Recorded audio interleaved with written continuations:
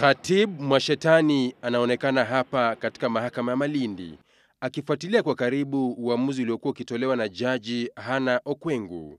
Akitoa uamuzi kwa niaba ya jopo la majaji watatu wa mahakama ya rufaa, yeye na wengine wawili, Milton Makhandia na Fatuma Sichale, kuhusiana na rufaa aliyokuwa amekata Mwashetani kupinga uamuzi wa mahakama kuu tarehe 26 mwezi Septemba uliobatilisha kuchaguliwa kwake kama mbunge wa Lungalunga, kaunti ya Kwale. And a certificate shall issue confirming the election of the appellant as a member of the National Assembly of Lungalunga constituency. Muda mfupi baada ya uamuzi wa kumrejesha Mwashetani kuwa mbunge wa Lungalunga kutolewa, ikawa shangwe na nderemo kwake na wafuasi wake wakifurahia uamuzi. Mimi nashukuru koti kuu ya Malindi kwa kutoa uamuzi uliotoka, kwa sababu ni sauti ya mwananchi imesikika. Mimi nashukuru wale wananchi wangu wa Lungalunga, kwa sababu walikuwa tayari wamenionyesha ishara kuwa bado wananitaka ili niwahudumie kwa hiyo miaka iliyobakia.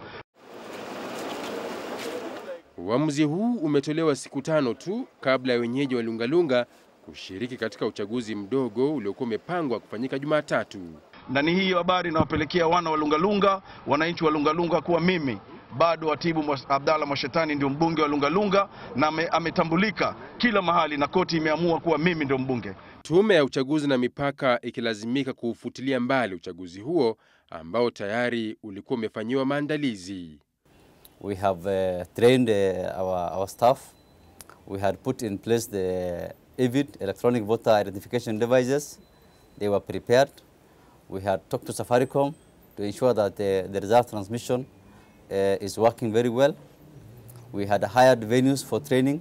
Akitoa wito kwa uamuzi wa aina hii ulifaa kutolewa mapema. If the courts can decide cases or appeals much more earlier and give judgments earlier to enable then us save the public, me and you save money on the by-elections, I think it will really be very helpful.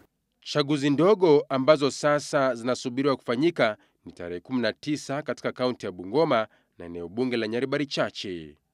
Patrick Njendi, Citizen Nipashe.